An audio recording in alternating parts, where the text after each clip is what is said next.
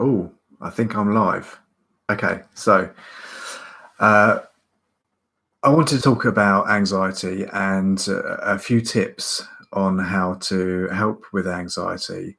Um, the main thing that I always tell my clients when it comes to anxiety is that you have a choice regarding your anxiety. Now, I know that sounds really simplified and it sounds a bit like a cop out, like I'm saying that people with anxiety can choose to have anxiety or not. It's not as straightforward as that, is it? What I mean by that is that if you're going to put yourself in a situation that's going to more than likely result in some kind of anxiety, then you have a choice to feed that anxiety or not. That's what I'm talking about when it comes to choices with anxiety. So, for example, you can choose not to put yourself in a situation that might cause you anxiety. But if you do that, your anxiety is actually going to get worse because you will end up beating yourself up mentally because you haven't put yourself in that situation.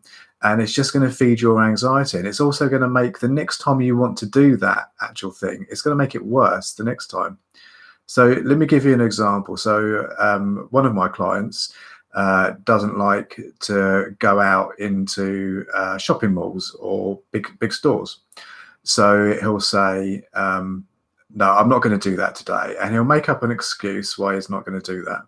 And then a little bit later on, he'll look back on the fact that he didn't go out and he'll start berating himself inside. Instead of forgiving himself, he'll start beating himself up.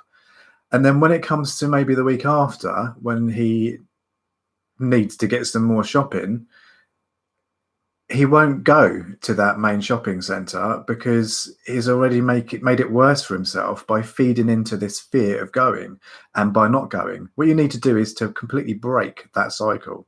And you break the cycle by taking things at really, really small steps.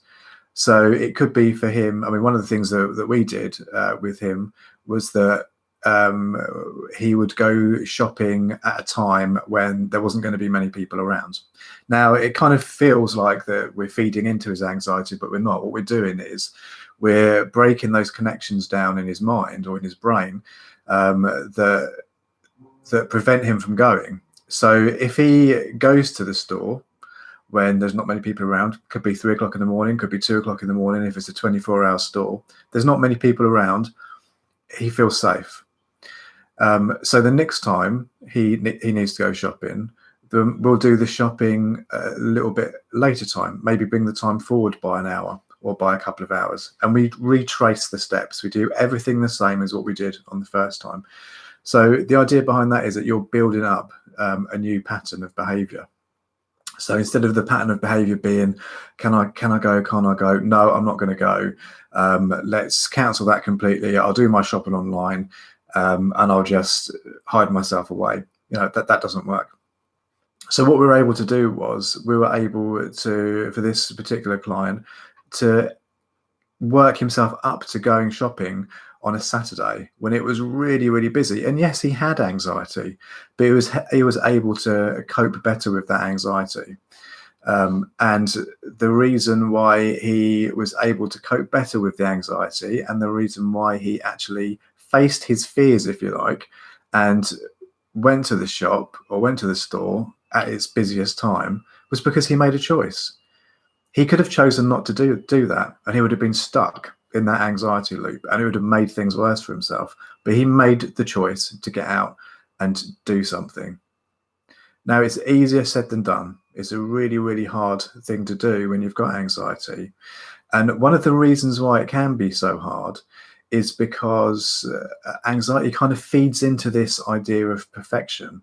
So when we try and tell ourselves, no, I can't do that, or no, I'm not going to do that, it's often because we're not going to do that because we're not going to be good enough, because people are going to judge us, because we're not perfect enough to do that.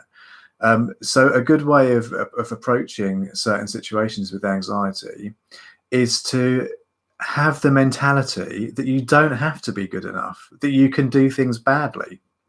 So that's one thing that personally helped me before I started working with clients. What really helped me was to think to myself, I can go for this job interview, and let's go to this job interview and do really, really badly. It sounds counterproductive, but actually it helped me because I wasn't putting this fear of perfection onto myself. And you can use that in all different areas. You can use that when it comes to going shopping. You can use it to go even just going outside in town, or any kind of anxiety situation. It doesn't have to be a massive thing. It doesn't have to be speaking in front of other people, or doing a presentation. It can be just small things. Don't worry about doing things perfectly. Who does do things perfectly? This broadcast, this video that I'm doing now, it's certainly not perfect. We kind of live in this time where everything needs to be perfect. We all need to look perfect. We all need to behave perfectly. It's bollocks basically.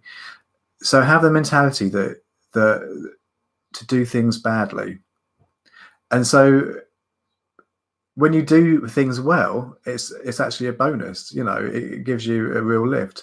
It really can change things. It really can change how you look at life and how you approach different things.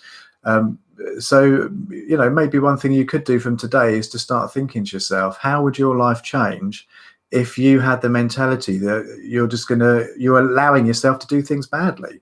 I'm allowed to do things badly. Let's do whatever I'm putting off and do it badly. Because what's the worst that's going to happen? You've done it badly. That's it. And you'll learn from that. You learn from the mistakes, and you learn as you go on. Another key thing to do, as well as smaller steps, doing things badly, is it's about control. It's about finding something positive that you can control. Very often, anxiety robs us of control of various areas of our life, and so we try to control other areas. And a lot of the times what we do when we try to control things, we control things through the filter of anxiety, but of course that's always a negative filter. So try to focus on really positive areas that you can control certain aspects of your life from, and then you build from that. Life doesn't have to be a life that is lived out of control, because basically when you have the anxiety and things feel like everything's out of control, actually it could all be in control. It's one of the lies that anxiety tells you. Anxiety is like one of the biggest liars. Anxiety will tell you that it protects you.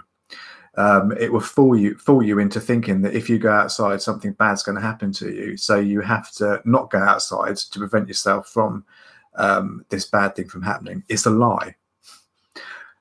99.9 times you go outside and nothing bad will happen.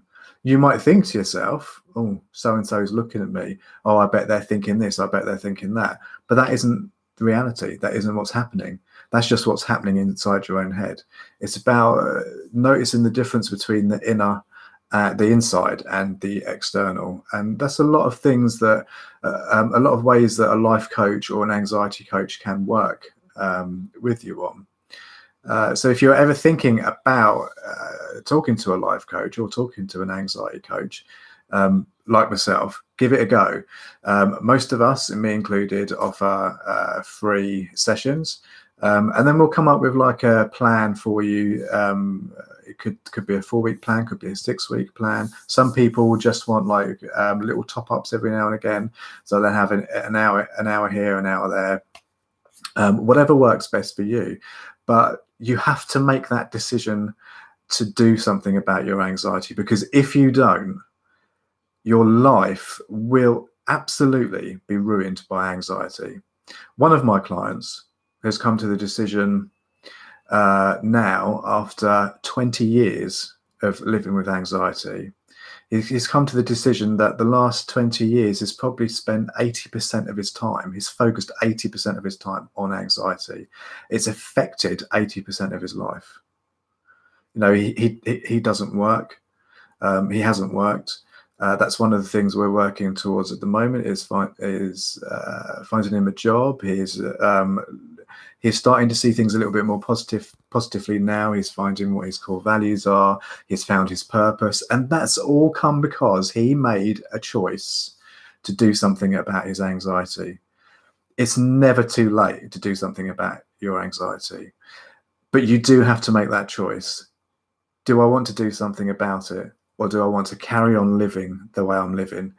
And it can be quite seductive. Anxiety can be quite a seductive feeling or thing, really, because there's safety within anxiety, and it takes a lot to break out of that safety.